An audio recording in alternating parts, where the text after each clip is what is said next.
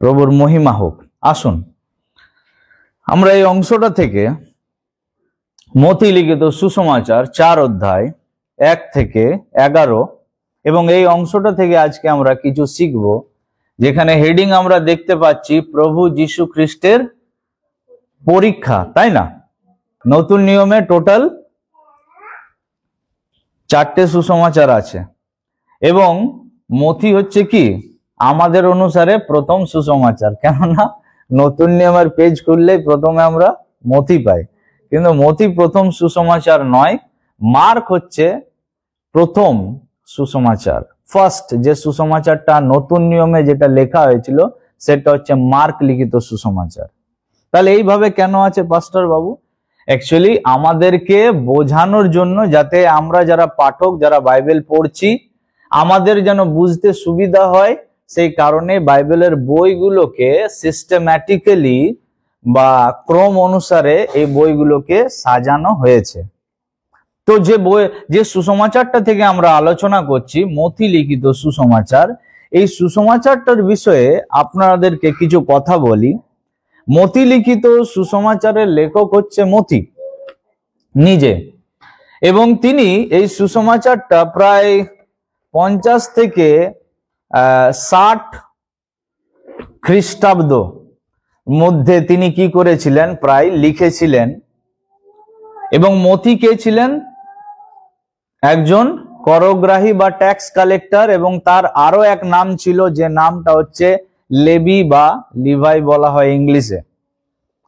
এই মথি এই বইটি যে লিখেছিলেন, এই বইটার মেন থিম কি? What is the main theme of this book? এই বইয়ের মেন থিম হচ্ছে যে নাজরতীয় যীশু খ্রিস্টই হচ্ছেন জিহুদীদের মসিহ। এবং এই বইটি লেখার উদ্দেশ্য কি? এই বইটি লেখার বিশেষ উদ্দেশ্য হচ্ছে এটাই, যে যেহেতু মথি একজন কি ছিলেন? জিহুদি ছিলেন। মথি কে ছিলেন? একজন জিহুদি ছিলেন। তাই পবিত্র আত্মা মথিকে এই সুসমাচারটা এই কারণে লিখিয়েছিলেন, যাতে আরো যে সমস্ত জিহুদিরা আছে তারা এই সুসমাচারটা পড়ার পরে যেন বুঝতে পারে যে যিশুই হচ্ছেন কি জিহুদীদের মসিহ।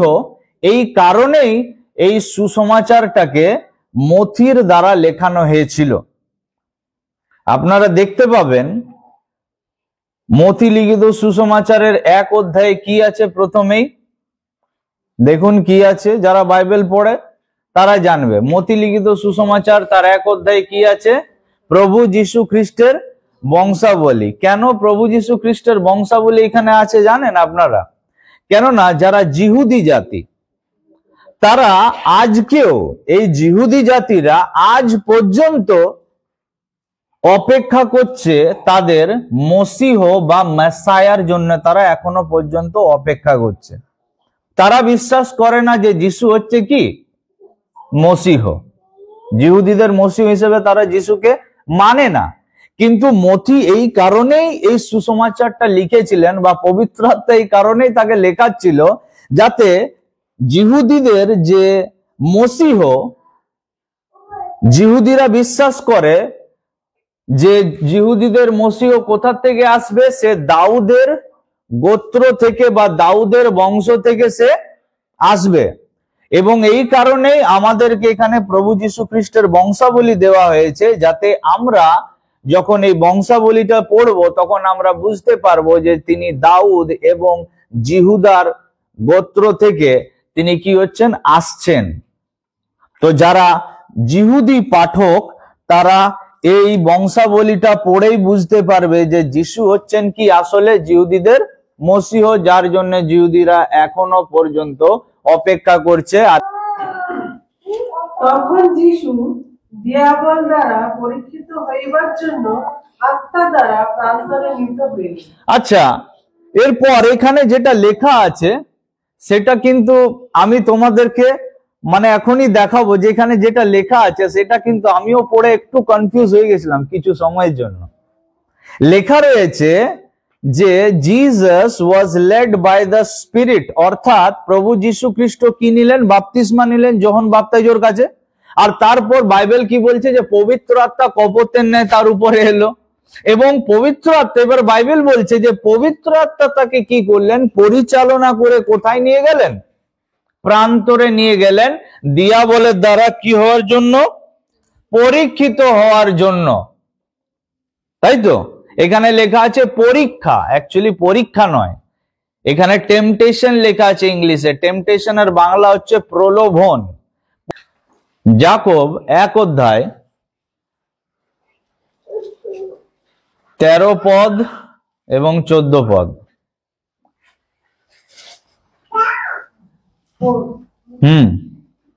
পরীক্ষার সময় কেহ না বলুক, ঈশ্বর হইতে আমার পরীক্ষা হইতেছে। হ্যাঁ, কেননা মন্দ বিষয়ের দ্বারা ঈশ্বরের পরীক্ষা করা যাইতে পারে না, আর তিনি কাহারও পরীক্ষা করেন না। কিন্তু প্রত্যেক ব্যক্তি নিজ কামনার দ্বারা আকর্ষিত ও প্ররোচিত হইয়া পরীক্ষিত হয়। তোমরা কিছু বুঝতে পারলে? এখানে বোঝা গেল না?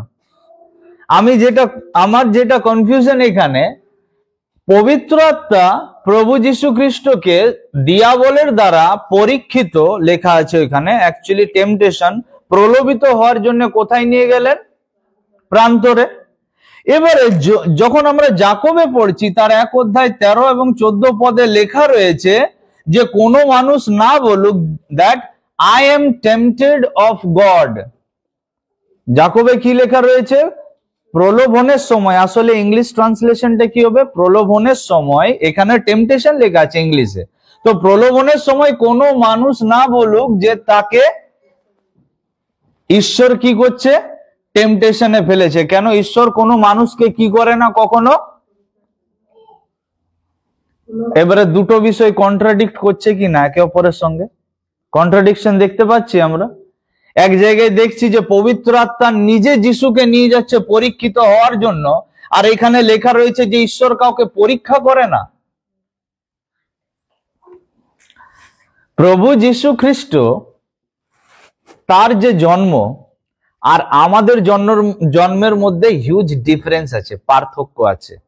এটাই হচ্ছে এর অ্যান্সার, ভালোভাবে বুঝবে। প্রভু যীশু খ্রিস্ট মানে ঈশ্বর, তিনি মানুষ হয়ে পৃথিবীতে এসেছিলেন। তার কি কোনো ফিজিক্যাল কন্ট্যাক্টের দ্বারা কি জন্ম হয়েছিল? কোনো শারীরিক পরিচয়ের দ্বারা হয়নি। মরিয়ম পবিত্র আত্মা দ্বারা গর্ভবতী হন এবং ডাইরেক্ট তিনি কি এই পৃথিবীতে চলে আসেন। বোঝা যাচ্ছে কি বলছি? এবং লেখা আছে যাকবে যে মানুষ আপন আপন অভিলাষা দ্বারা কি হয়? প্ররোচিত হয়ে কি পড়ে? পরীক্ষায় বা প্রলোভনে পড়ে। প্রভু যীশু খ্রিস্ট তার জন্মই পবিত্র আত্মা দ্বারা হয়েছে। হোলি বার্থ, পবিত্র জন্ম, নিষ্পাপ নিষ্কলঙ্ক ঈশ্বরের মেষশাবক, যার মধ্যে অন্ধকারের লেশ মাত্র নাই। তোমার কি মনে হচ্ছে যে সে কখনো প্রলোভনে পড়তে পারে? কখনো পড়তে পারে? পারে না, না? ওকে। কিন্তু আমরা প্রলোভনে পড়তে পারি, কেননা আমাদের যেটা জন্ম সেটা স্ত্রী এবং পুরুষের মিলনে হয়। কিন্তু এর থেকেও বড় বিষয় হচ্ছে যে আমাদের যারা আদি পিতা মাতা Adam and Eve, they committed sin, তারা পাপ করেছিল বলে তাদের ব্লাড আমাদের মধ্যে ফ্লো করছে। তাদের যে সিনফুল নেচার, পাপের যে চরিত্রগুলো, সেগুলো আমাদের মধ্যে দৌড়াচ্ছে বলেই আমরা কি করি? টেম্পটেশন বা প্রলোভন আমাদের কাছে আসুক বা নাই আসুক, আমরা জোর জবরদস্তি ওর ঘাটটা ধরে টেনে নিয়ে আসি যে আয় আমাকে প্রলোভিত কর। একটা বাক্য আমরা পড়ি, ইব্রিয় 4 অধ্যায় 15 পদ। কেননা আমরা এমন মহাযাজককে পাই নাই, যিনি আমাদের দুর্বলতা ঘটিত দুঃখে দুঃখিত হইতে পারেন না, কিন্তু তিনি সর্ববিষয় আমাদের ন্যায় পরীক্ষিত হইয়াছেন, বিনা পাপে। কিছু মাথায় ঢুকলো? বলছে আমরা এমন কোন মহাযাজক পাইনি। এবারে প্রভু যীশু কাদের জন্য পৃথিবীতে এসেছিলেন? আমাদের জন্য, ঠিক তো? ওকে। যাদের জন্য তিনি এসেছিলেন যাদের সমস্যা বা প্রবলেমের সমাধান করতে তিনি যে এসেছিলেন, যদি তাদের প্রবলেমটাই তিনি যদি না জানেন, তাহলে তিনি সমাধান দেবেন কিভাবে? তিনি 100% ঈশ্বর রূপে এসেছিলেন, এটা তো ঠিক, কিন্তু তিনি 100% মানুষ হিসেবেও তিনি এই পৃথিবীতে এসেছিলেন। তাই একটা মানুষের জীবনে কত রকমের চ্যালেঞ্জেস, একটা মানুষের জীবনে কত রকমের প্রবলেম বা প্রলোভন, কত কিছু ডিফিকাল্টিস, সেগুলো যদি তিনি মানুষ হয়ে অনুভব না করেন, তাহলে আমাদেরকে সমাধান দেবেন কিভাবে? মাথায় ঢুকছে কি বলছি? এই জন্যই যেন প্রভু যিশু মানুষের জীবনে যত রকমের অনুভব আসে, তার স্পিরিচুয়াল জার্নিতে, তার আত্মিক যাত্রাতে খ্রিস্টের সঙ্গে, সেই সমস্ত অনুভবগুলো যেন মানুষ যেগুলো করে, সেগুলো যেন প্রভু যিশুও যেন পান। আর এই কারণে পবিত্র আত্মার প্ল্যানিং ছিল তাকে কোথায় নিয়ে যাওয়ার? প্রান্তরে নিয়ে যাওয়ার। আমার যদি ম্যালেরিয়া কোনোদিনও হয়নি এবং আমার সামনে যদি কোনো একটা পেশেন্ট যার ম্যালেরিয়া হয়েছে, আমি কি তার ব্যথা বুঝতে পারবো? আর যদি আমার ম্যালেরিয়া হয়েছে, তাহলে আমি বলতে পারবো যে ম্যালেরিয়াতে কত কষ্ট? আপনারা বুঝতে পারছেন তো? প্রথম যে বিষয়টা আমরা কি বুঝতে পারছি, যে প্রলোভনে বা টেম্পটেশনে নিয়ে যাওয়ার উদ্দেশ্যই এটা, যে মনুষ্য জাতি অ্যাকচুয়ালি কি রকম পরিস্থিতির মধ্যে আছে সেটা প্রভু যীশু খ্রিস্ট যেন জানেন মানুষ হয়ে। সেই অভিজ্ঞতাগুলো, সেই এক্সপিরিয়েন্স গুলো, সেই অনুভূতিগুলো যেন তার জীবনে আসে। এই জন্যই পবিত্র আত্মা তাকে সেখানে নিয়ে যান, কিন্তু তিনি প্রলোভনের মধ্যে পড়ে যাননি। এটা তার আর আমাদের মধ্যে তফাৎ। আমরা প্রলোভনে পড়ি এবং তিনি প্রলোভনে পড়েননি। তার জীবনে একবারও তিনি কখনো পড়েননি। তো আমরা কখনো বলতে পারি না এই বিষয়টার দ্বারা, যেটা আমরা বুঝতে পারছি, যে আমরা কোনোদিনও বলতে পারি না প্রভু যিশুকে যে তুমি আমার সমস্যাটা কি বুঝবে, তুমি আমার দুঃখ কি বুঝবে, তুমি তো স্বর্গে সিংহাসনে বসে থাকো, আর আমি এখানে যে কি দুঃখ ভোগ করছি তুমি কি জানো? এটা নয়। কেননা তিনি বলবে যে বেটা, তুই যে পরিস্থিতিতে আছিস, তোর থেকেও ভয়ানক পরিস্থিতিতে আমি ছিলাম 40 দিন 40 রাত। বোঝা যাচ্ছে? সেই জন্যই তিনি প্রান্তরে গেছিলেন। এমন কোনো আমাদের জীবনের কষ্ট, দুঃখ বা বেদনা নেই, বা এমন কোনো অবস্থা নেই যেটা আমাদের প্রভু বুঝতে পারেন না, কেননা তিনি নিজে সমস্ত কিছুর মধ্যে দিয়ে তিনি নিজে গেছেন। এই জন্যই বাইবেল কি বলছে আরেকবার ওই অংশটা আমরা 4:15, কেননা আমরা এমন মহাযাজককে পাই নাই যিনি আমাদের দুর্বলতা ঘটিত দুঃখে ও দুঃখিত হইতে পারেন না, কিন্তু তিনি সর্ববিষয়ে আমাদের ন্যায় পরীক্ষিত হইয়াছেন, বিনা পাপে সর্ববিষয়ে আমাদের ন্যায় তিনি কি হয়েছেন? পরীক্ষিত হয়েছেন। প্রথম বিষয় বোঝা গেল। এরপরে একটু গভীরে যাব। তা আমরা দেখলাম যে প্রভু যীশু খ্রিস্টকে পবিত্র আত্মা কোথায় নিয়ে গেলেন? কোথায়? প্রান্তরে নিয়ে গেলেন। ওকে। এরপর হচ্ছে প্রান্তর, বা ইংলিশে লেখা আছে উইল্ডারনেস। তো এই জায়গাতে পার্টিকুলার এই প্রান্তরেই কেন নিয়ে যাওয়া হলো? প্রান্তরের মানে কি? What is the meaning and biblical significance of wilderness? বা বাইবেল অনুসারে প্রান্তরের মানে কি? প্রান্তরটা অ্যাকচুয়ালি কি রকম জায়গা, বা বাইবেল কত রকমের প্রান্তরের বিষয় আমাদেরকে বলে? তো যখন আমরা পুরাতন নিয়মে আসি, পুরাতন নিয়মে টোটাল যে প্রথম যে 5টা বই, আদি পুস্তক, যাত্রা, লেবীয়, গণনা এবং দ্বিতীয় বিবরণ, এগুলোকে গ্রিক ভাষাতে বলা হয় পেন্টাটিউক, আর হিব্রু ভাষাতে বলা হয় টোরা, এবং বাংলাতে বলা হয় ব্যবস্থা পুস্তক। তো এই ব্যবস্থা পুস্তকের মধ্যে প্রান্তর বা উইল্ডারনেসকে কিভাবে ডিফাইন করা হয়েছে, কিভাবে এক্সপ্লেন করা হয়েছে বা বর্ণনা দেওয়া হয়েছে। প্রান্তর এ সম্পর্কে আমরা যখন পুরাতন নিয়মে দেখি, পেন্টাটিউক বা টোরা বা পঞ্চপুস্তক বা ব্যবস্থা পুস্তক, এখানে একটা শব্দ ব্যবহার করা হয়েছে হিব্রুতে, এবং সেই শব্দটাকে বলা হয় মিদবার। এবং মিদবার মানে হচ্ছে এমন একটি জায়গা যেখানে মানুষের বসবাস নেই, যেখানে কোনো হসপিটালিটি নেই, যেখানে কোনো মানে কি বলবো, এটা এমন একটা জায়গা যেখানে বন্য পশুরা থাকে, ওয়াইল্ড অ্যানিমেলসরা থাকে।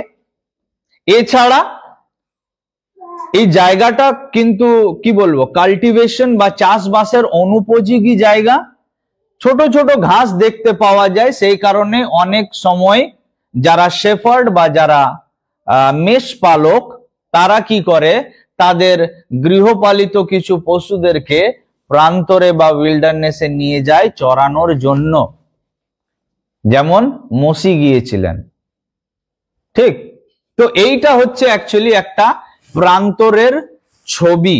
প্রান্তর মানে এইটা বোঝায়, এইরকম একটা জায়গা যেখানে মানুষজন থাকে না, যেখানে কোনো সেবা শুশ্রূষা পাওয়া যায় না, হসপিটালিটি নেই, যেখানে কোনো রকম চাষবাস হয় না, যেখানে বন্য পশুরা থাকে, এবং যে জায়গাতে মাঝে মধ্যে যারা শেফার্ড, যারা মেষ পালক, তারা তাদের মেষেদের নিয়ে বা গবাদি পশুদেরকে নিয়ে তারা মাঝে মাঝে চড়ানোর জন্য যায়। এটাকেই বলা হয়, ওই 5টা পুস্তক অনুসারে এইটাই হচ্ছে কিসের, প্রান্তরের সংজ্ঞা বা ডেফিনেশন।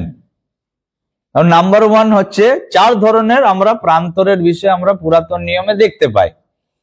নাম্বার 1 হচ্ছে যেটাকে বলা হয় উইল্ডারনেস অফ শোর, যেটা আমরা এক্সোডাস চ্যাপ্টার 15 ভার্স 22, যাত্রা পুস্তক 15 অধ্যায় 22-এ পাবো। না লিখতে পারলে অসুবিধা নেই, হ্যাঁ, তোমরা চ্যানেলে গিয়ে ভিডিওটা দেখে নোট ডাউন করে নিতে পারো। তো প্রথম যে উইল্ডারনেস, সেটা উইল্ডারনেস অফ শোর হচ্ছে, তারপরে হচ্ছে উইল্ডারনেস অফ সিন, তারপর আচ্ছা উইল্ডারনেস অফ সিন হচ্ছে Exodus chapter 16 verse 1। Number 3 number হচ্ছে wilderness of Rephidim, Exodus 17 verse 1, and number 4 হচ্ছে উইল্ডারনেস অফ সাইনাই, যেটা এক্সোডাস 19 ভার্স 1-এ পাওয়া যায়। এই 4 ধরনের প্রান্তরের বিষয়ে বাইবেল আমাদেরকে বলছে, এবং মোটামুটি তোমাদেরকে বোঝানোর জন্য বা তোমাদের জন্য আমি হালকা করে বুঝিয়ে দিয়েছি যে প্রান্তর কেমন একটা জায়গা, ঠিক আছে।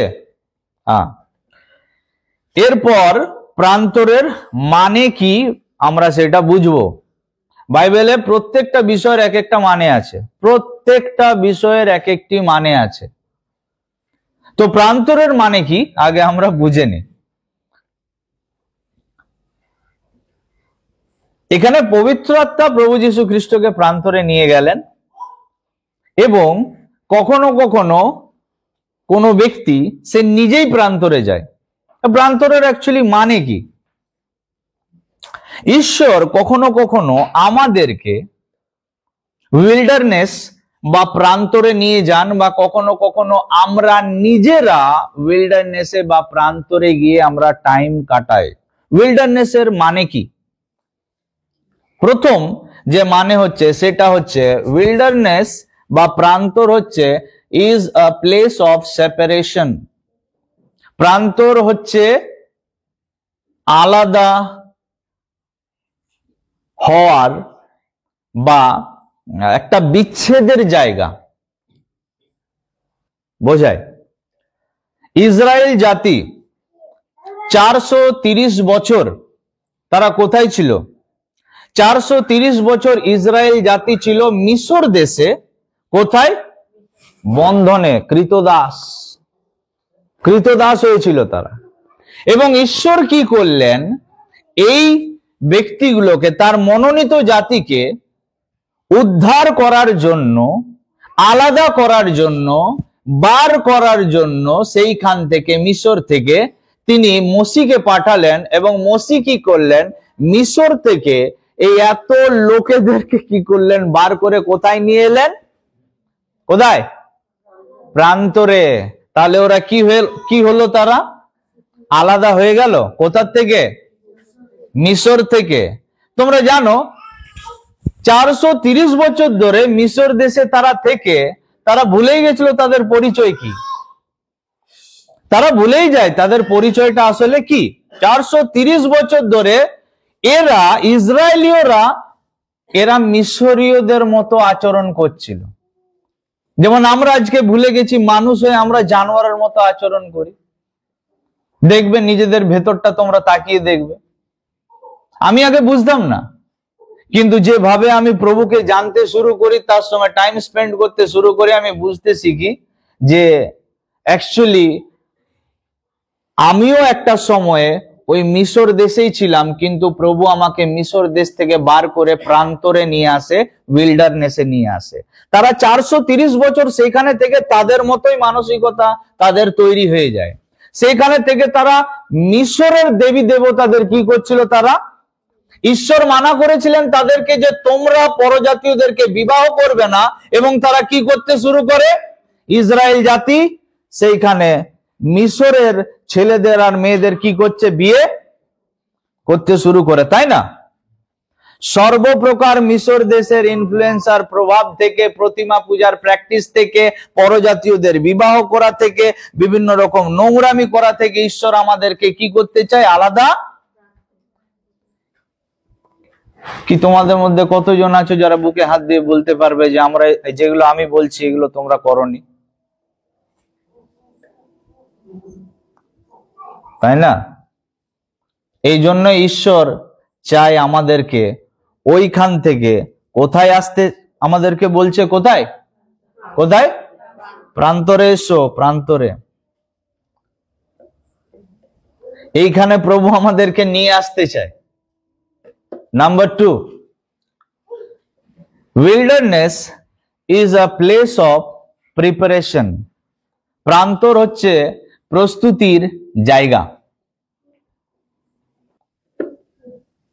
তো যখন আমরা উদ্ধার পাইনি, উদ্ধার মানে কোথায়? মিশর দেশ থেকে। তখন আমাদের জীবন কেমন ছিল? এবং বাইবেল বলছে আমি তোমাকে জগতের মধ্য থেকে কি করেছি? আমি তোমাকে আলাদা করেছি। কি করেছি? আলাদা করেছি। আগে জগতের ভিড়ে আমি ছিলাম, আর এখন ওই লোকদের থেকে আমাকে কোথায় নিয়ে এসছে? প্রান্তরে, যেখানে আমার পাশে কেউ দাঁড়িয়ে নেই, আমি একলা হাঁটছি। আশেপাশে মনে তো হচ্ছে অনেক লোক, কিন্তু আত্মিক জগতে অ্যাকচুয়ালি কেউ নেই। যিশুর আশেপাশে প্রচুর লোক ঘুরতো, কিন্তু when he was on the cross, যখন তিনি ক্রুসের উপরে ছিলেন, কতজন ছিল তার পাশে? যখন গেতসিমানিতে তাকে ধরতে আসা হয়, কতজন ছিল তার পাশে? আমি এটারই কথা তোমাদেরকে বলতে চাইছি। বুঝতে পারছো? ঈশ্বর আমাদের প্রত্যেককে যখনই ডাকে, তখন আমাদেরকে কি করে, ওই যে ভিড় যেখানে মানুষ, সেখান থেকে তুলে এনে আমাদেরকে প্রান্তরে এনে ছেড়ে দেয়, আমাদেরকে আলাদা করেন প্রথমে। তারপর প্রান্তরের মানে কি বললাম? প্রান্তর মানে হচ্ছে প্রিপারেশন বা প্রস্তুতি। এর মানে কি? এই জন্যই আমি ইসরায়েলীয়দের বিষয় তোমাদেরকে বলছি। ইসরায়েল জাতীয়দেরকে মিশর দেশ থেকে কেন বার করা হলো? আলাদা করার জন্য শুধুমাত্র, তা তো নয়। কিন্তু ঈশ্বর কি করেছিলেন? তাদেরকে কোথায়? প্রমিস ল্যান্ড বা প্রতিজ্ঞাবদ্ধ দেশে নিয়ে যাওয়ার জন্য তিনি কি করেছিলেন? তাদেরকে ওইখান থেকে বার করেছিলেন। প্রতিজ্ঞাবদ্ধ দেশ বা প্রমিস ল্যান্ড, বাইবেল অনুসারে সেটা হচ্ছে কনান। কিন্তু আত্মিক ভাবে যদি আমরা দেখি, সেটার মানে কি? সেটা কি? প্রতিজ্ঞাবদ্ধ দেশ কি আসলে? হচ্ছে স্বর্গরাজ্য। 40 বছর ধরে তাদেরকে প্রান্তরের মধ্যে তৈরি করা হচ্ছিল। ঈশ্বর তৈরি করছিলেন মোশির দ্বারা, জিহোশুয়ার দ্বারা। আজকে ঈশ্বর আমাদেরকেও অনেককে আলাদা করেছেন। আমরা প্রান্তরে দাঁড়িয়ে আছি, এবং এর মানে কি? তোমরা ভাবছো আমি কেন একলা দাঁড়িয়ে আছি এই জগতের ভিড়ের মধ্যে? সবাইকে আমি বলছি না, কেন আমি একলা দাঁড়িয়ে আছি জগতের ভিড়ে, তার কারণ হচ্ছে যে প্রভু তোমাকে প্রতিজ্ঞাবদ্ধ দেশ বা কনান দেশ বা আত্মিকভাবে, যার অর্থ হচ্ছে ঈশ্বরের রাজ্য বা স্বর্গ রাজ্য, সেইখানে নিয়ে যাওয়ার জন্য, সেই দেশে নিয়ে যাওয়ার জন্য তিনি কি করতে চান? আমাদেরকে প্রস্তুত করতে চান, আমাদেরকে ট্রেনিং দিতে চান এখানে। আর এই ট্রেনিংটা কোথায় হবে জানো? লোকের মাঝে নয়, জগতের ভিড়ে নয়, এটা কিন্তু ওই প্রান্তরে, ওই জায়গাতে যেখানে কেউ নেই। সেখানে কে ছিল যিশুর সঙ্গে? কে ছিল? পবিত্র আত্মা। রাখবে। তাই সব দিক থেকে ঈশ্বর আমাদেরকে ট্রেনিং দেওয়ার জন্য, আমাদেরকে প্রস্তুত করার জন্য, শুধুমাত্র তার রাজ্যে নিয়ে যাওয়ার জন্য আমাদেরকে প্রান্তরে নিয়ে এসছেন। এবং বাইবেল বলছে যে আমরা কি হচ্ছি? পৃথিবীতে প্রবাসী, নাকি? বাংলাতে এরকমই লেখা আছে, হ্যাঁ, ইংলিশে লেখা আছে উই আর রেফিউজিস। আমরা এখানে প্রবাসী হচ্ছি। প্রবাসী মানে কি? তোমরা দেখেছো অনেকবার কিছু লোকেরা তারা আসে এবং রাস্তার ধারে টেন্ট লাগায়, আর দেখবে রাতারাত টেন্ট লাগিয়েছে, আবার রাতারাত ওরা আবার ভ্যানিশ হয়ে যায়, ওদেরকে দেখতে পাওয়া যায় না। আজ এখানে তো কাল। অ্যাকচুয়ালি আমরাও এরকমই, আমরাও পৃথিবীতে এই কারণেই আছি, এই কিছু সময়ের জন্য। এটা আমাদের আসল ঘর নয়, আমাদের আসল বাড়িতে আমাদেরকে নিয়ে যাওয়ার জন্য প্রভু আমাদেরকে প্রস্তুত করছেন পবিত্র আত্মার দ্বারা। যারা যারা সম্পূর্ণ সমর্পিত হয়ে জীবনযাপন করছে, বাধ্যতার সঙ্গে জীবনযাপন করছে, পবিত্রতার সঙ্গে জীবনযাপন করছে, ধার্মিকতার সঙ্গে চলছে, একমাত্র তারা প্রতিজ্ঞাবদ্ধ দেশে পৌঁছাতে পারবে। তো 3 নম্বর হচ্ছে কি? প্রান্তর হচ্ছে প্রকাশন বা সাক্ষাতের জায়গা। আবার চলে আসি, যখন ইসরায়েল জাতিরা যখন তারা প্রান্তরে ছিল 40 বছর, এটা তাদের জন্য সব থেকে গোল্ডেন টাইম ছিল, তোমরা জানো। কেননা সেইখানেই তারা ঈশ্বরকে দেখেছিল। কিভাবে? দিনে মেঘস্তম্ভ আর রাত্রে অগ্নিস্তম্ভ। হ্যাঁ, তাই না? 40 বছর তারা দেখেছে ঈশ্বরকে এই অবস্থায়। প্রান্তরেই ছিল ওই জায়গা যেখানে মোসি 10 আজ্ঞা পেয়েছিল, যেখানে মোসি ঈশ্বরের সঙ্গে কি করেছিলেন? দেখা করেছিলেন মাউন্ট সাইনাই, সিনয় পর্বতে। প্রান্তরে ছিল ওই জায়গা যেখানে ঈশ্বর তার যে ক্ষমতা কত বেশি, তার প্রকাশন, রেভেলেশন তিনি দিয়েছিলেন। কখনো তাদের কাছে জল নেই তো পাথর থেকে জল বার করে দিচ্ছেন, তাদের কাছে খাবার নেই তো আকাশ থেকে কি পড়ছে? মান্না পড়ছে। তাদের কখনো মাংস খাওয়ার ইচ্ছা, তখন তাদের জন্য ঈশ্বর কি আনছে? ব্যবস্থা করছে মাংসর, কুইল। এটা ছিল তাদের জন্য গোল্ডেন টাইম। কেননা ঈশ্বর পুরোপুরি নিজেকে, তার যে কি বলবো, তার ব্যক্তিত্বর মানে প্রকাশন বা তার ক্ষমতার পুরোপুরি প্রকাশ বা তার এনকাউন্টার, তার সঙ্গে সাক্ষাৎ সমস্ত ইসরায়েল জাতির হয়েছিল, শুধুমাত্র মসির নয়। তারা তো অনেক ভাগ্যবান ছিল, তারা তো অনেক আশীর্বাদ প্রাপ্ত যে 40 বছর তারা ঈশ্বরকে দিনে মেঘস্তম্ভ আর রাত্রে আগুনের একটা বিরাট বড় পিলার বা ফায়ার হিসেবে তারা দেখছে। আমাদের কাছে কি এই সুযোগটা আছে? তোমরা বুঝছো? আজকে প্রভু প্রান্তরের মধ্যে আমাদেরকেও তার প্রকাশন দিতে চান। এই জন্যই তোমরা এই প্যাসেজটাকে হয়তো অনেকবার পড়েছো, অনেকেই পড়েছো, কিন্তু তোমরা এইভাবে দেখোনি।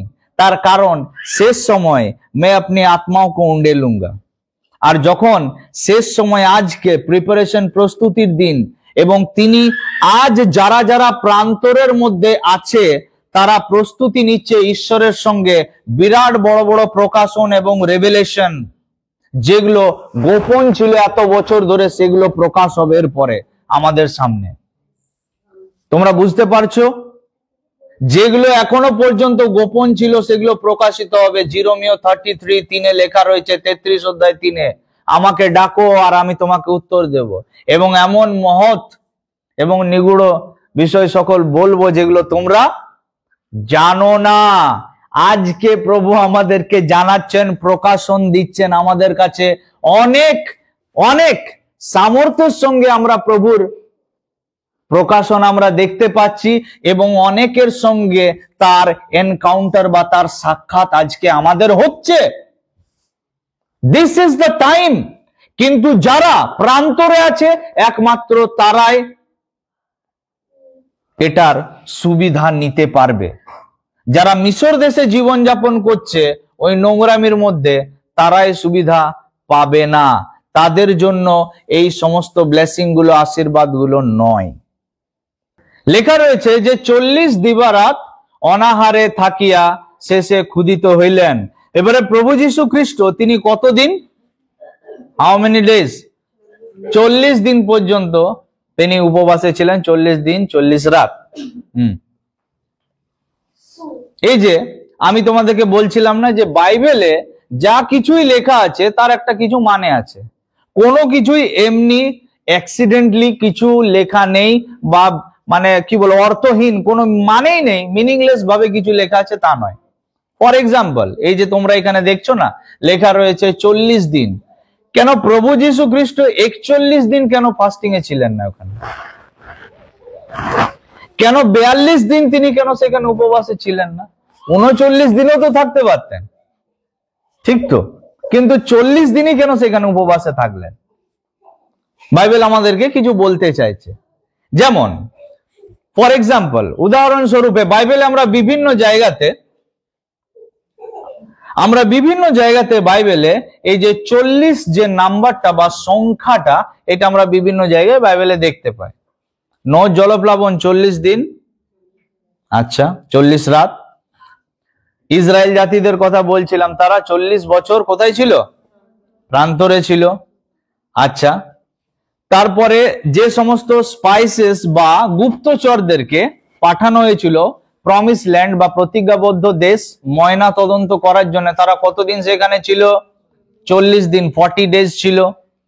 এছাড়া ইসরায়েলীয়দের উপরে পলেস্তীয়রা অধিকার জমিয়ে রেখেছিল বা তাদেরকে ক্যাপচার করে রেখেছিল 40 ইয়ার্স, 40 বছর ধরে।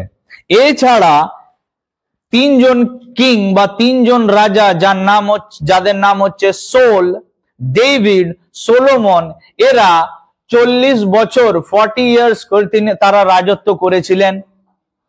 তারপর হচ্ছে গলিয়াত, এই যে গলিয়াত বীর, সে ইসরায়েল জাতিদেরকে কতদিন জানো?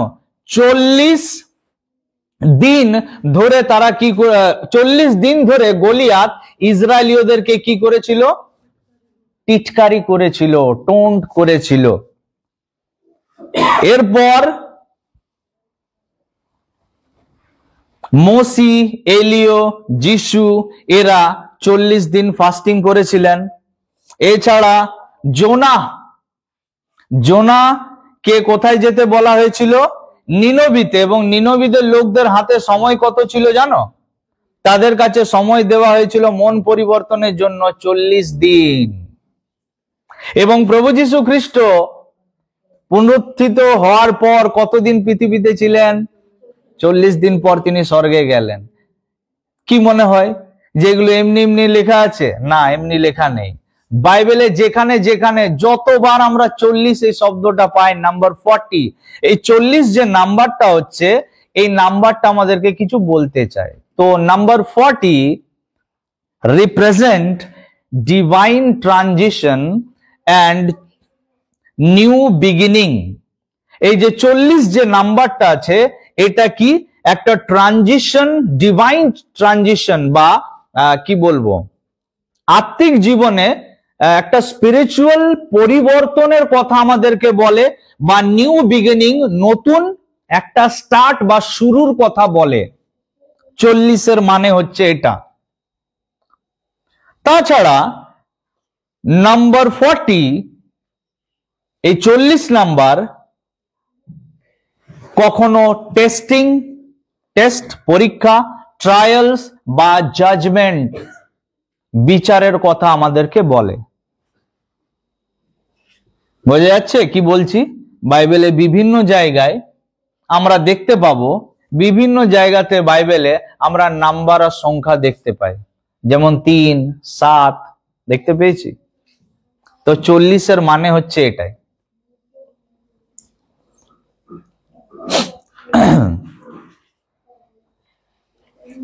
এরপর এই ঘটনাটা যেটা আমরা দেখছি না এখানে, যিশুর যে পরীক্ষা, এই ঘটনাটা আমাদেরকে আরো কিছু বলতে চাই। কি জানো?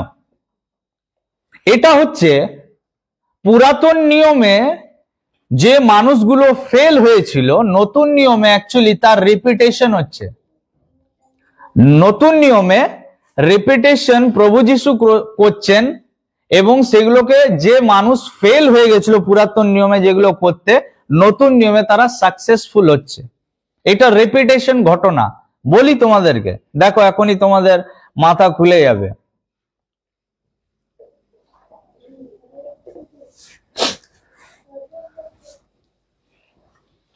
চল্লিশ বছর ধরে ইসরায়েলীয়রা প্রান্তরে ছিল, এবং তারা প্রান্তরে যত পরীক্ষা ছিল সব পরীক্ষায় তারা ফেল হয়ে যায়। কিন্তু প্রভু যীশু খ্রিস্ট ওই ঘটনাটাকে প্রান্তরে রিপিট করে, এবং তিনি কি হয়ে যান? পাস। মানুষ যেখানে হেরে গেছিল, তিনি মানুষকে আবার কি করলেন? নতুন নিয়মে ভিক্টোরিয়াস করলেন, তিনি বিজয় করলেন মানুষকে। দেখবে এরপরে ছবিগুলো, দেখো কিভাবে আমরা দেখতে পাচ্ছি, ভালো করে দেখবে। ফার্স্ট অ্যাডাম বা প্রথম আদম জানি তো? হ্যাঁ, প্রথম আদম কোথায় ছিল? সে এই পৃথিবীর সব থেকে একটা সুন্দর গার্ডেনে ছিল, সব থেকে সুন্দর গার্ডেনে ছিল। কিন্তু সে সব থেকে সুন্দর এবং উত্তম একটা গার্ডেন বা বাগিচার মধ্যে, বাগানের মধ্যে থেকেও সে হেরে গেল পরীক্ষায়। কিন্তু সেকেন্ড অ্যাডাম, কাকে বলা হয়? সেকেন্ড অ্যাডাম কাকে বলে? প্রভু যীশু খ্রিস্টকে সেকেন্ড অ্যাডাম বা দ্বিতীয় আদম বলা হয়। তিনি সব থেকে খারাপ জায়গা থেকেও তিনি পরীক্ষায় পাস করে গেলেন, মানুষকে তিনি আবার কি করলেন? বিজয় করলেন। আচ্ছা, এরপরে আদম শয়তানের যেটা অফার, সেই অফারের কাছে কি হলো? সে হেরে গেল, সে রিজেক্ট করতে পারেনি। কিন্তু যিশু শয়তানের দেওয়া অফার গুলোকে সে কি করে? রিজেক্ট করে বিজয়ী হয়ে গেল। তারপর শুধু একবারই আদম কুপোকাত, একবার একটা মিথ্যা আদমকে কি করে? হারিয়ে ফেলে। কিন্তু প্রভু যীশু খ্রিস্টকে তিনবার চেষ্টা করা হয়েছিল, কিন্তু তিনি 3বারই কি হন? বিজয়ী হন। এদেন উদ্যানের বাগানে ওই পরীক্ষাতে আদম শুধুমাত্র একলা ছিল না, তার সঙ্গে একজন কি ছিল? কম্প্যানিয়ন ছিল, একজন সঙ্গী ছিল, যার নাম হচ্ছে কি? হবা। কিন্তু প্রান্তরে প্রভু যীশু খ্রিস্ট সম্পূর্ণ একলা ছিলেন। ফিজিক্যালি, শারীরিক ভাবে তিনি একলা ছিলেন, আত্মিক ভাবে পবিত্র আত্মা ছিল, কিন্তু শারীরিক ভাবে তিনি সম্পূর্ণ একলা থেকেও ওই জায়গায় তিনি পরীক্ষায় বিজয়ী হলেন। এই জন্যই আমাদেরকে নতুন নিয়মে এই ঘটনাটা আমাদের কাছে উঠে এসছে, আমাদেরকে বোঝানোর জন্য, আমাদেরকে বলতে চাইছে যে তোরা যেখানে যেখানে হেরেছিস, আমি তোদের হয়ে লড়াই করে তোদেরকে বিজয়ী করেছি আমি সেখানে। হালেলুয়া। এরপর যেটা আমার বিষয় হচ্ছে সেটা হচ্ছে আন্ডারস্ট্যান্ডিং স্যাটানস স্ট্র্যাটেজিস। শয়তানের পরীক্ষা করার বা প্রলোভন নিয়ে আসার, বা শয়তান যেভাবে কার্য করে, অ্যাকচুয়ালি আমি এইভাবে বললে ভালো হবে যে শয়তানের কাজ করার যেটা কৌশল সেটাকে আমরা আগে বোঝার চেষ্টা করব। তারপরের যেটা লাস্ট পয়েন্ট হবে আমার, সেটা হচ্ছে আমরা কিভাবে তাকে হারাবো। দুটো পয়েন্ট বাকি আছে। শয়তানের স্ট্র্যাটেজি কি, কাজ করারও কিভাবে কাজ করে। প্রথম বিষয় যেটা আমি তোমাদেরকে বলবো সেটা হচ্ছে শয়তান সে খুব ভালো ওয়ার্ড প্লে করতে পারে। ওয়ার্ড প্লে মানে জানো কি? শব্দ নিয়ে খেলা করা। শব্দ নিয়ে খেলা করা। এদেন উদ্যানের বাগানে ঈশ্বর ফল খেতে মানা করেছিলেন হওয়াকে, কিন্তু শয়তান কি করলো, ওই কথাটা শুনে যে সেন্টেন্সটা, যে বাক্যটা ছিল, ওই বাক্যের সঙ্গে কি করলো, একটা শব্দ জুড়ে দিল। ঈশ্বর কি সত্যি বলেছিলেন? এটাকে বলা হয় ওয়ার্ড প্লে করা। শব্দের সঙ্গে, বাক্যের সঙ্গে গ্রামার নিয়ে খেলা করা। শয়তান খুব ভালো গ্রামার বা ব্যাকরণ জানে। ও জানে কোন শব্দটাকে এদিক থেকে ওদিকে বসিয়ে দিলে এরা ফাঁদে পড়ে যাবে।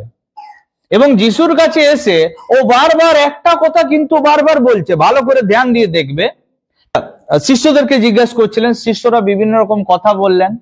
লাস্টে পিতর বললেন, আপনি হচ্ছেন কি? পরাৎপর ঈশ্বরের পুত্র এবং মসীহ। পিতর কি বললেন? তুমি ঈশ্বরের পুত্র, আপনি ঈশ্বরের পুত্র। আকাশবাণী বা আকাশ থেকে, স্বর্গ থেকে একটা শব্দ এলো এর আগে, এই ঘটনাটার আগেই, হ্যাঁ না, যে এ আমার প্রিয় পুত্র। ঠিক আছে, কোনো ডাউট আছে কি? কোনো সন্দেহ আছে? যিশু ভালোভাবে জানতো কিনা? এরপরে শয়তান ওয়ার্ড প্লে করে কিভাবে, দেখো ও কি করলো, তুমি ঈশ্বরের পুত্র, এই যে বাক্যটার আগে লাগিয়ে দিল ইফ,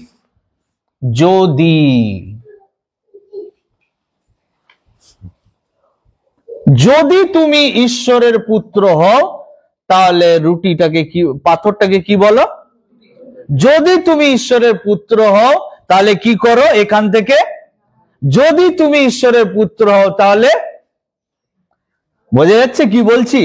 শয়তান রোজ আমাদের সবার সঙ্গে এইভাবে ওয়ার্ড প্লে করে, বাক্য নিয়ে খেলা করে। আমাদের কাছে এসে এত সুন্দর বাক্যগুলোকে এত সুন্দরভাবে সাজায়, গ্রামার এত ভালো জানে, এদিক থেকে ওদিক এত সুন্দর করতে পারে যে আমরাও তার শব্দর খেলায় বা জালে ফেসে যাই। আমাদের কাছে কত মানুষ আসে জানো, কত রকম কথা বলে তোমাদেরকে ভুলায়, কত রকমের কথা বলে। কখনো কখনো কিছু ভালো করার জন্য যদি মিথ্যাও বলতে হয়, তাহলে সেটা মিথ্যা নয়, সেটা উপকার মানুষের। মিথ্যা তো মিথ্যাই হয়, তুমি তাকে কোন দিক থেকে দেখবে, ডান দিক থেকে, বাঁ দিক থেকে, আর উপর থেকে, আর নিচ থেকে দেখো, মিথ্যা তো মিথ্যা হয় নাকি? মিথ্যার দ্বারা কারো ভালো করা যায়? হ্যাঁ, ওয়ার্ড প্লে, বাক্য নিয়ে শুধু কি করা, খেলা করা।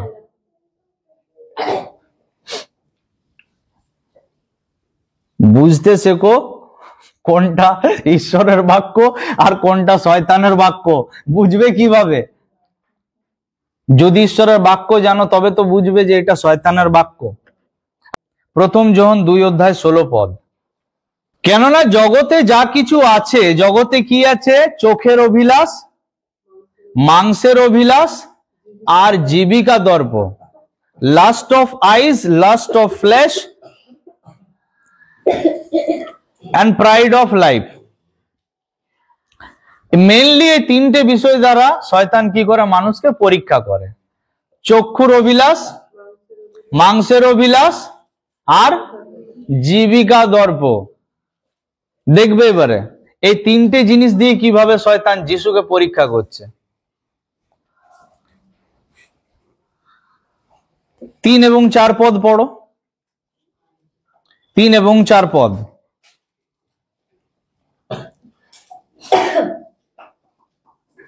আর আমরা ইহাতেই জানিতে পারি যে, 3 পদ 4 অধ্যায় মতি। তখন পরীক্ষক নিকটে আসিয়া তাহাকে কহিল, তুমি যদি ঈশ্বরের পুত্র হও তবে বলো যেন এই পাথরগুলি রুটি হইয়া যায়। তাহলে আমরা প্রথমে এখানে কি দেখতে পাচ্ছি, পরীক্ষক এসে কি বলছে যে তুমি যদি ঈশ্বরের পুত্র হও কি বলো, পাথরগুলোকে রুটি হতে বলো। 40 দিন 40 রাত শেষ। এরপর শয়তান জানে যিশুর কি পাবে, খিদা তো অলরেডি পাচ্ছে। কিসের অভিলাষ, কিসের, মাংসের অভিলাষ। শয়তানের 3টে মেন হাতিয়ার আছে এবং একটা আগেই বলে দিলাম, সেটাও বাক্য নিয়ে খেলতে খুব ভালো পারে। কিন্তু এই 3টে মেন হাতিয়ার দিয়ে শয়তান সবাইকে অ্যাটাক করে। সেটা হচ্ছে মাংসের অভিলাষ। মাংসের, চার্চগুলো পুরোপুরি চার্চ, আজ আর চার্চ নেই। চার্চ এখন পার্ক হয়ে গেছে। যেমন স্কুলগুলো আর স্কুল নেই, যেগুলো কোয়েড স্কুল,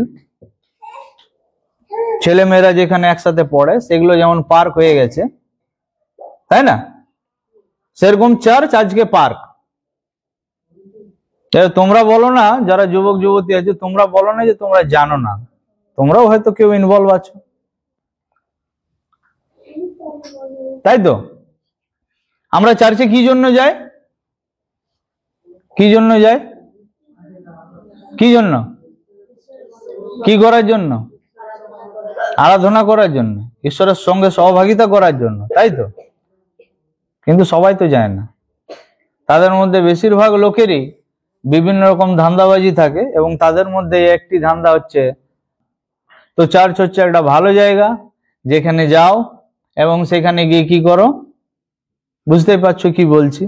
যে বয়সে পড়াশোনা করা দরকার সে বয়সে না জানি কি কি চার্চে করে বেড়াচ্ছ। নেক্সট রবিবারে আসবে, দেখা হবে। শারীরিক অভিলাষা, শরীরের অভিলাষা, এবং তারপর ওই বাতচিত ধীরে ধীরে आगे बढ़ेगा और उसके बाद वो कहाँ जाएगा, সেই কথাবার্তা ধীরে ধীরে আগে বাড়তে বাড়তে কোথায় যাবে, তোমাদের মধ্যে অনেকে অভিজ্ঞতা নিয়ে নিয়েছো অলরেডি। এই অভিলাষার ফাঁদে শুধু যুবক যুবতীরা নেই, বিবাহিতরাও আছে, বিবাহিতরাও আছে শারীরিক অভিলাষার ফাঁদে।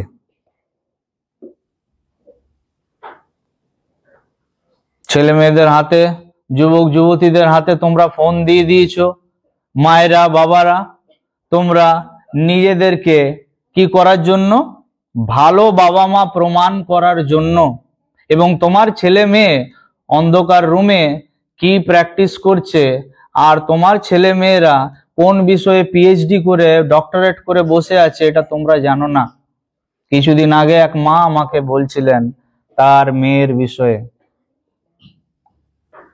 এবং এই বিষয়ে মানে স্বামী স্ত্রীরা বা বিবাহিত পুরুষ এবং মহিলারাও পিছিয়ে নেই। শারীরিক কি অভিলাষা, তোমরা সবাই জানো আমি কি বলছি, কোন বিষয়ে বলছি, প্রত্যেকে জানো। এটা শয়তানের সব থেকে বড় হাতিয়ার। এবার রাজা দাউদ, কিং ডেভিড উঠেছিল ছাদের উপরে, নাকি? ঈশ্বরের মনের মতো লোক তার পা স্লিপ করে গেল, বেথশিবাকে স্নান করতে দেখে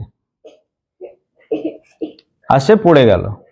শারীরিক অভিলাষা শয়তানের সব থেকে বড় হাতিয়ার, এবং যে কারণে আজ গোটা পৃথিবী জর্জরিত, গোটা পৃথিবী জর্জরিত। কোনো ছেলে কোনো মেয়ে বলতে পারবে না যে আমরা পবিত্র আছি, আঙ্কেল আন্টিরা বলতে পারবে না, দাদু দিদারাও বলতে পারবে না। দেখো, যেহেতু এখানে অনেক বিলো 18 এর নিচে অনেকে বাচ্চারা বসে আছে, তো তাই বহু কথা খুলে বলতে পারছি না, নাহলে বলে দিতাম। আমি চাই না অনেককে লজ্জিত করতে।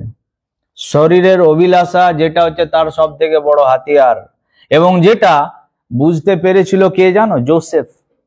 এবং সেই জন্যই যখন পটিফরের স্ত্রী তাকে যখন অফার দিয়েছিল, পটিফরের স্ত্রী ছিল সেইখানে, তার কাছে শয়তান, এবং সে কি করে, সেখান থেকে পালিয়ে যায়। বাইবেল বলে flee from the desires of youth, যৌবন কালের অভিলাষ হইতে পলায়ন করো। শয়তানের সব থেকে বড় হাতিয়ার, খুব সাবধান।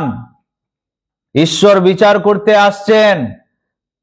তোমার ফোনের হিস্ট্রি তুমি ডিলিট করলে কি হবে, কিন্তু ঈশ্বরের কাছে তোমার প্রত্যেকটা হিস্ট্রির রেকর্ড আছে। Be careful. वो सब जानने वाला परमेश्वर है, सब জানেন তিনি।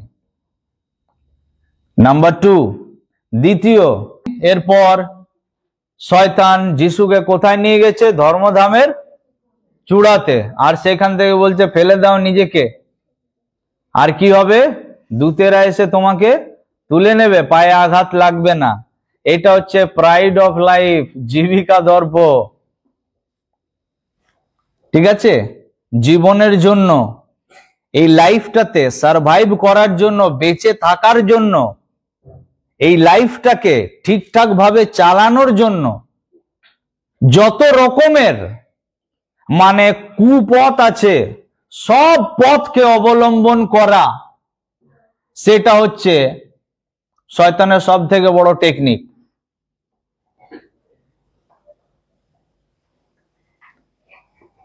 বলপূর্বক যদি কেউ 80 বছর বেঁচে থাকে, তো 80 বছরে তার লাইফে না জানি কত কত অন্যায় জমে থাকে। আমি সক্রিয়র কথা বলছি। জীবিকা দর্প, একজন ট্যাক্স কালেক্টর ছিলেন, আর অনেকের ঘাড় ধরে বেআইনি ভাবে সে কি করতো? টাকা পয়সা। মানুষ ওকে পছন্দ করতো না, কিন্তু যিশু যেদিন ওর বাড়িতে গেল, তো সেই দিন কি বলছে?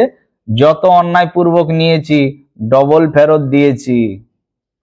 জীবিকা দর্প।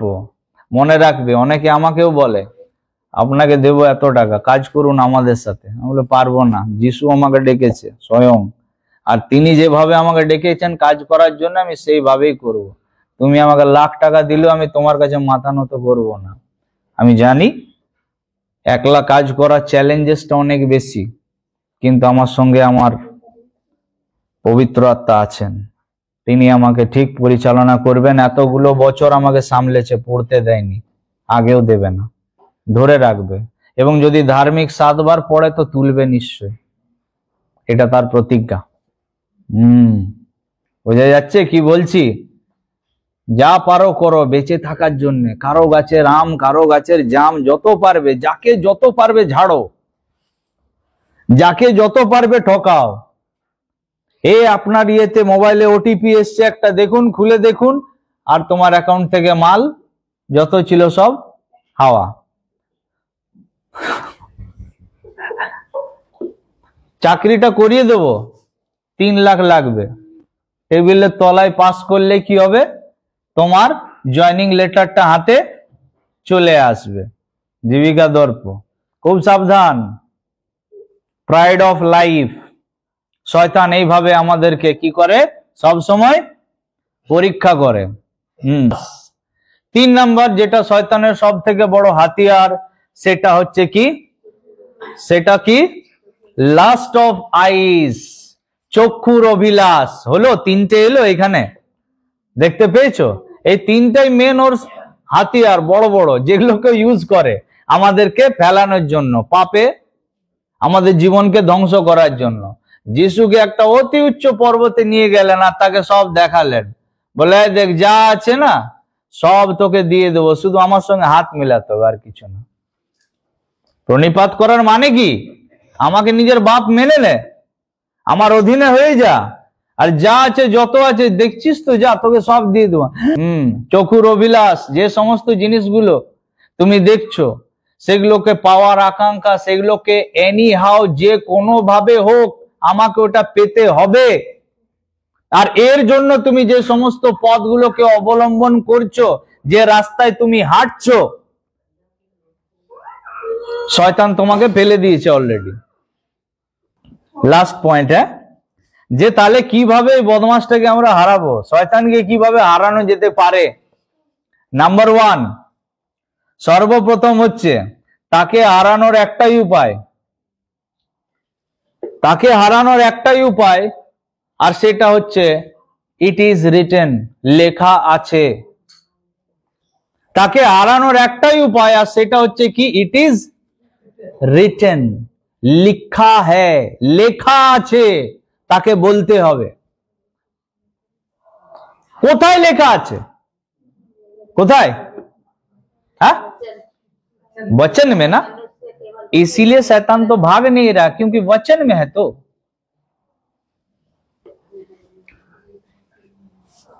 তোমার বাক্য আমি হৃদয়ে রেখেছি যেন তোমার বিরুদ্ধে, अगर लिखा सिर्फ वचन में ही होगा बाइबल में, तो शैतान को हराना भूल जाओ। শয়তান কোনোদিনও হারবে না। তোমার বাইবেলে তো লেখা আছে, ওটা লেখা থাকবে যতক্ষণ যিশু বাবা না আসছে। ও লেখা আছে, ছিল আর থাকবে। কিন্তু যতক্ষণ পর্যন্ত ঈশ্বরের বাক্য তোমার হৃদয়ে, যেভাবে তিনি সিনয় পর্বতের উপরে, ট্যাবলেটের উপরে বা পাথরের উপরে যেমন আজ্ঞাগুলো তিনি নিজের আঙ্গুলে লিখেছিলেন, 10টি আজ্ঞা, সেইভাবে তিনি যখন তার আজ্ঞা সকল তোমার হৃদয়ে লিখে দেবে, অর্থাৎ তুমি সেই অনুসারে সেই ভয়ে জীবন যাপন করতে শিখে যাবে, শয়তান পালাবে, ও তোমার কাছে হারবে। লেখা আছে।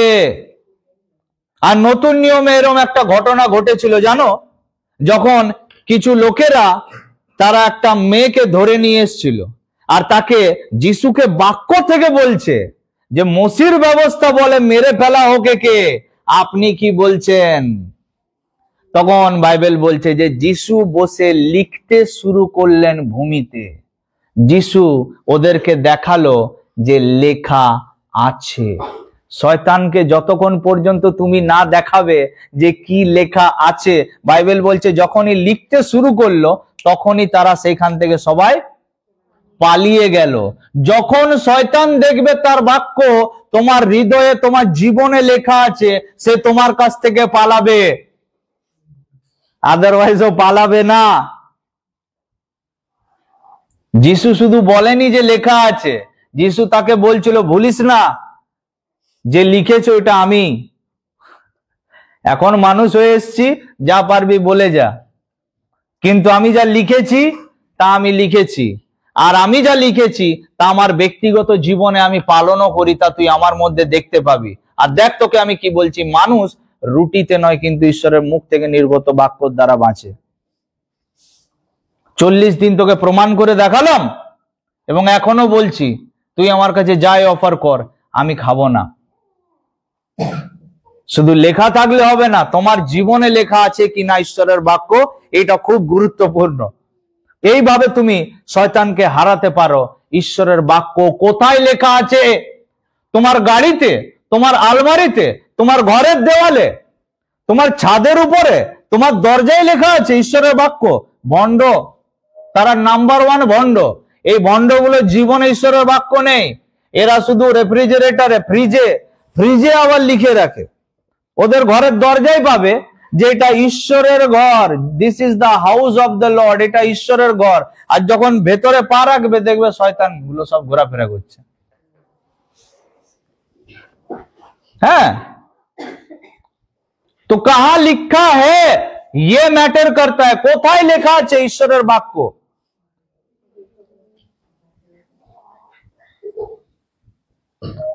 নাম্বার 2, দ্বিতীয় উপায় তাকে হারানোর, এবং বাইবেল বলছে যাকোব 4:7, অতএব তোমরা ঈশ্বরের বশীভূত হও ও দিয়াবলের প্রতিরোধ করো, তাতে সে তোমাদের হইতে পলায়ন করিবে। ঈশ্বরের কি হতে বলছে? কি হতে বলছে? বশীভূত হতে বলছেন। বশীভূত হওয়ার মানে কি? ইংলিশে লেখা আছে সাবমিট, এবং গ্রিক ভাষাতে বলা হয় একটা শব্দ, সেটা হচ্ছে উপটাসো। উপটাসো মানে কি? যার মানে হচ্ছে, সিম্পল ভাবে যদি আমি বোঝাই, এত মানে কঠিন যদি আমি তোমাদেরকে না বলি, সিম্পল যদি বোঝাই, তার মানে হচ্ছে আমার থেকে একজন সুপ্রিম কোনো ব্যক্তির অধীনে বা কারো অধীনে থেকে বা কারো নিচে থেকে আমি তার আজ্ঞা সকল পালন করছি, সেইটাকে বলা হয় বশীভূত বা সেইটাকে বলা হয় সাবমিশন বা সাবমিট। কতজন বুঝতে পারলে তোমরা? আমার থেকে কেউ একজন শ্রেষ্ঠ ব্যক্তি, যার অধীনে বা যার আন্ডারে আমি থেকে যার এক একটা কথা আমি পালন করি, সেটাকেই বলা হয় কি? বশীভূত হওয়া বা সাবমিশন হওয়া।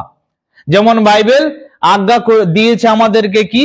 বাইবেল বলছে যে প্রভু যিশু তার প্যারেন্টস, তার পিতা মাতাদের কি ছিলেন? বশীভূত ছিলেন। এত কিছু ব্যাখ্যা করার সময় নেই। লুক 2:51 লেখা আছে। আর কি লেখা আছে? বাইবেল বলছে যে ডিমন্সরা, দুষ্ট আত্মারা প্রভু যীশু খ্রিস্টের শিষ্যদের অধীনে চলে এসেছিল যখন যীশু তার শিষ্যদেরকে অধিকার দিয়েছিলেন। বলছে যে আপনার নামে দুষ্ট আত্মারাও কি হচ্ছে? পালাচ্ছে, আমাদের কথা শুনছিল। বাইবেল কি বলছে অধীনে থাকার কথা? যে সমস্ত অথরিটিস রয়েছে তাদের আন্ডারে আমাদেরকে, তাদের অধীনে থাকতে বলছে। বাইবেল আমাদেরকে কি বলছে? আর বিশ্বাসীদেরকে কি বলছে? যারা এল্ডার্স রয়েছেন বা যারা ইয়াং রয়েছে, যুবকরা, তাদেরকে এল্ডার্স বা যারা প্রভুতে সিনিয়র, তাদের আন্ডারে, তাদের অধীনে থাকতে বলছে। এবং ওয়াইফস, স্ত্রীদের স্বামীর অধীনে থাকতে বলা হচ্ছে।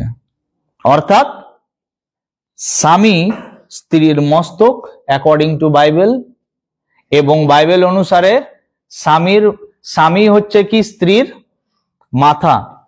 এবং স্বামী যে সমস্ত কথাগুলো তাকে বলে সেই সমস্ত কথার প্রতি বাধ্য হওয়া, অর্থাৎ যে কথাগুলো ঈশ্বরের বাক্য অনুসারে অ্যাকিউরেট সেগুলো।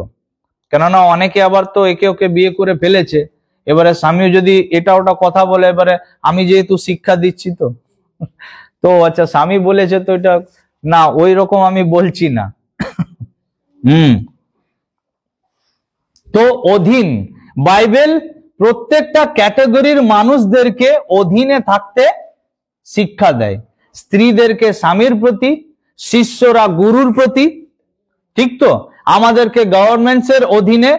এছাড়া আর কি কি? যারা এঞ্জেল, স্বর্গদূতেরা রয়েছে তারা যিশুর অধীনে আছে। ডিমন্সরা শিষ্যদের অধীনে ছিল। এছাড়া প্রভু যীশু খ্রিস্ট তিনি তার প্যারেন্টস বা মাতা পিতার অধীনে ছিলেন। বাইবেল আমাদেরকে অধীনে থাকার কথা এই কারণে শেখায়। প্রত্যেকটা মুহূর্তে বাইবেল আমাদেরকে সাবমিশন বা অধীনে থাকার কথা এই কারণে শেখায়, কেননা অধীনে থাকা বা সাবমিশন সেটা আমাদেরকে নম্র থাকতে শেখায় প্রথমত। বুঝছো আমি কি বলছি? হ্যাঁ, তো আজকের ডেটে আবার এখন স্ত্রীরা আবার স্বামীদের উপরে বেশি কথা বলে, ঝামেলা করে। তাদের মুখের ভাষা, কথাবার্তা ঠিক নয়। ছেলেমেয়েরা, তাদেরকে বাবা মায়ের অধীনে রাখা হয়, কিন্তু ছেলেমেয়েরা বাবা মার সঙ্গে মুখ করা, বড় বড় কথা বলা, তাদেরকে অধীনে থাকতে বলা হয়েছে। অধীনে, যেভাবে যিশু তার মাতা পিতার অধীনে ছিলেন। কিন্তু ছেলেমেয়েরা এখন বাবা মায়ের উপরে না দিলে এখন আমি এই করে নেবো, ওই করে নেব। স্ত্রীরা অধীনতা থেকে বেরিয়ে যাচ্ছে। তো বিভিন্ন রকম আমরা দেখতে পাচ্ছি ঘটনা। কেননা এই অধীনে থাকার যে প্র্যাকটিসটা বাইবেল আমাদেরকে এই কারণেই করতে বলছে, যদি আমরা সমস্ত ক্ষেত্রে মানুষের অধীনে থাকা, অর্থাৎ আমার থেকে কেউ একজন সুপিরিয়র, আমার থেকে একজন উঁচু ব্যক্তি, যদি আমি তার অধীনে থাকতে শিখি, তার আন্ডারে যদি আমি থাকি, তার নিয়ন্ত্রণে যদি আমি থাকি, তাহলে সে যেটা আমাকে বলছে আমি সেটা করব। বোঝা গেল? তো শয়তান তখনই পালাবে যখন আমি আমার প্রভুর অধীনে থাকতে শিখবো, আমি তার কথার বাধ্য হতে শিখবো। তিনি যেটা বলছেন সেটা যখন আমি করব, তখনই সে আমা হইতে পলায়ন করবে, অন্যথায় সে পালাবে না। সে আবার 7 জনকে নিয়ে তোমার ঘরে আসবে।